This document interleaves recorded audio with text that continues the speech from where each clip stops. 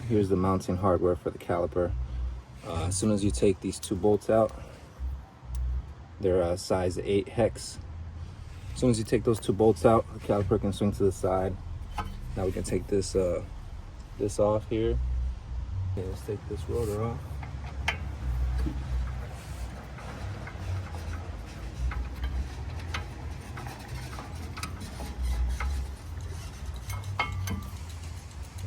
Here's the new brake pad versus old. Really bad. Metal on metal. Got ceramic brake pads. Yeah. Pretty bad. The guide pins with some caliper grease. You just pull them out like this. Grease them up. Put them back. It's the lower one here. And now we have the new hardware and the new brake pads.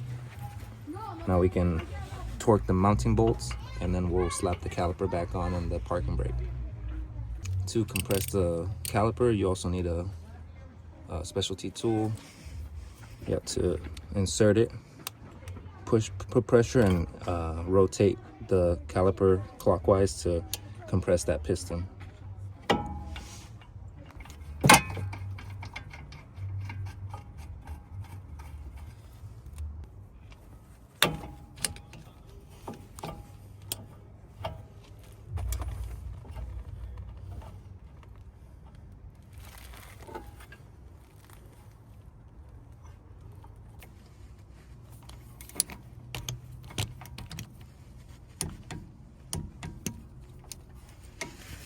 So we just wiped down our rotor.